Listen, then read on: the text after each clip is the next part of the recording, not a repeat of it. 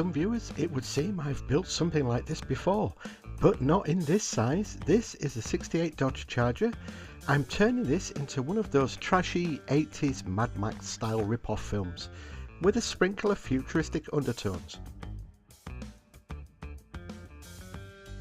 But mainly, it's going to be made so I can practice my chipping and rusting techniques. So while the other half is out, let's call this the car and start scratching that build.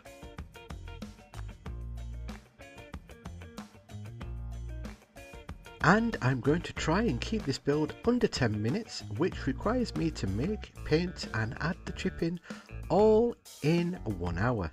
So there's no pressure there. Why do you say 1 hour even though it's 10 minutes? Well, if I do about an hour's worth of footage, that equates to about 10 minutes worth of building or video. So let's get cracking. I'm building up the engine at the moment using super glue with an activator kicker just to speed things up. Everything was going so well until excuse me 1 second, I've dropped that piece. There we go. So I'm just, like I said, building up the engine block, and as you'll already have noticed on the thumbnail, the engine isn't in the engine compartment. It's actually at the back of the car, simply because, well, it's futuristic and just like one of those trashy 80s sci-fi movies.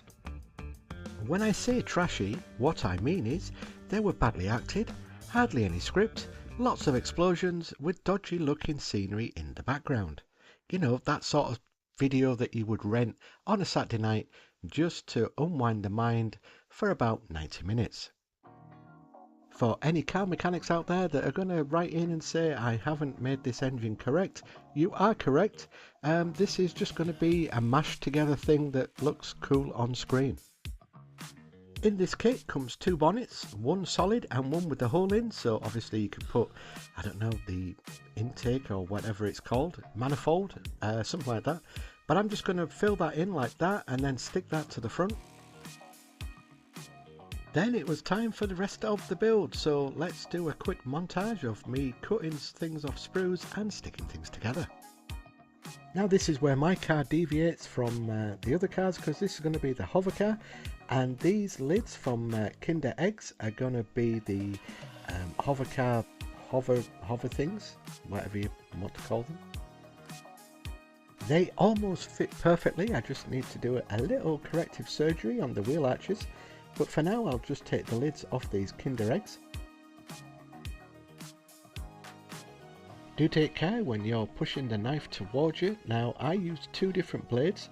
I've got one that is very sharp and the other one which is slightly blunt, and I'll use the bluntish one for when I'm ever doing anything that's going towards my fingers, because fingers are useful. Next I'm going to use the wheels, and I'm going to put the wheels inside the lids of the Kinder Eggs, waste not want not, on this build. And while I do all that and prep the Kinder Eggs, it's subscriber shout out time. It's my way of saying thank you back to my awesome subscribers who leave comments, tips, or just drop by and say hello.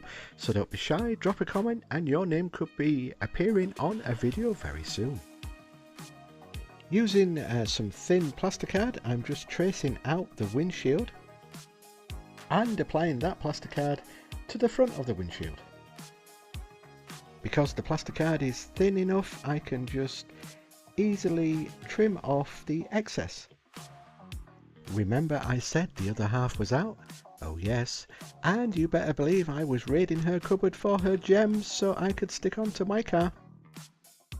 I cut down some more plasticard for the side windows.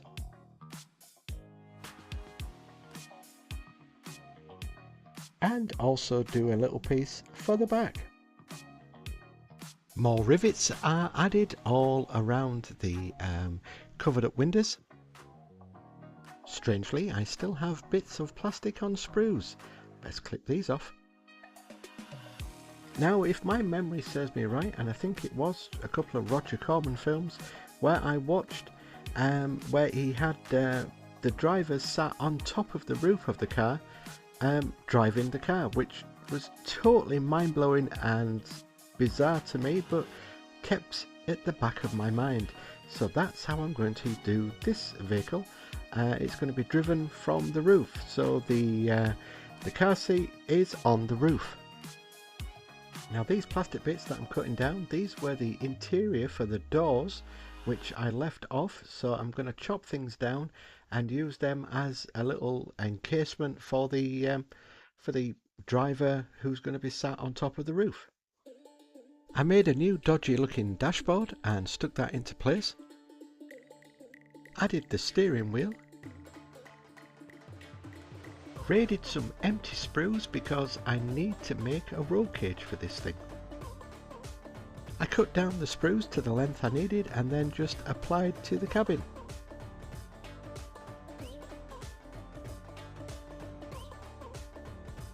Once that was done, I then applied more plasticard to the sides of the roll cage. Then disaster struck, ladies and gentlemen. I spilt my Tamiya extra thin cement. Yep, there we are. That's what happened, and I stupidly wiped it off quickly and ruined my almost brand new cutting board. Anyway, time is ticking, and so I just put down the exhaust first, then threw the engine, well not literally, but put the engine on top of the exhaust. And next came the Kinder Egg hover wheels, but while I add that, it's code word time. If you're still watching, I'd like you to leave this code word in your comments so I know you're a watcher and not just a skipper. And the code word is Warriors of the Wasteland. Please also like and subscribe to the channel. Thanks very much. I used hot glue to stick the Kinder Egg hover wheels into place. Off screen I added more details. Well, I say off screen, I forgot to press play on the camera. And just before I was taking it out to prime, I remembered something. In some of these really bad films, there was always some sort of teddy bear or some sort of doll stuck to the front like a hood ornament. So looked through all my little bits and pieces and found these little toys, miniature toys from the Green Stuff World. So dug one of them out and stuck one of them onto the front of the bonnet. Then realised I needed piping to interconnect all the hover wheels to the actual car, so glued some of them down. Next was taken outside to spray an undercoat of black, and then it was the paint. Well, it would have been, but we're 8 minutes in and I'm only halfway through this since I was distracted with making a little diorama for my Wastelands car. So what I did was got some balsa wood, just made like a sign, and I'm just going to put some kind of very watered down burnt umber onto the sign. I let that fully dry before I use some watered down white, and I'm going to apply this as a wash over the brown.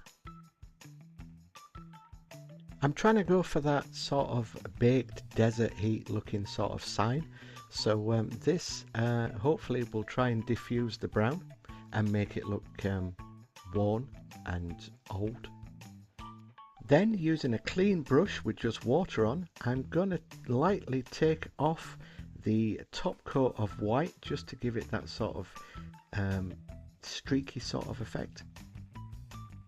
And I apologise in advance because this is a very terrible shot of me doing something that you can't actually see what I'm doing. So let's move over to the car. So there's the car all primed up black. I'm going to paint it blue, well dark blue first. Remember, this is being built as a test dummy for working on my chipping technique, so I won't be going overboard with the painting. And while I do that, I want to give a mention to a website that recently reached out to me. He's a subscriber of the channel and I finally got around to giving him a shout out. It's called amiddleagedkid.com, and it's a blog about everything we grew up loving in the 70s and 80s, from comic books, toys, G.I. Joe, games, fantasy stuff, all that sort of things. So go check it out, and it's a fun read.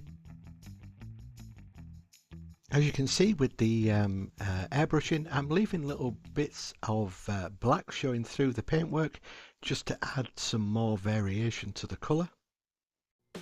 Once the blue was down, I then go on to the metallic silver and paint all the blast shields and stuff like that.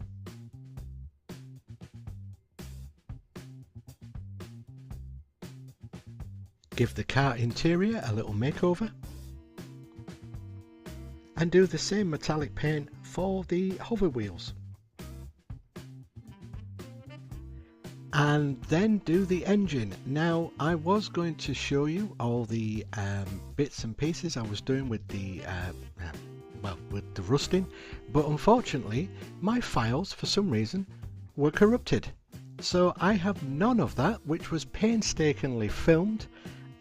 So it's, you know, unfortunately it's to the glamour shots, and then you can let me know in the comments what you think of my rust job.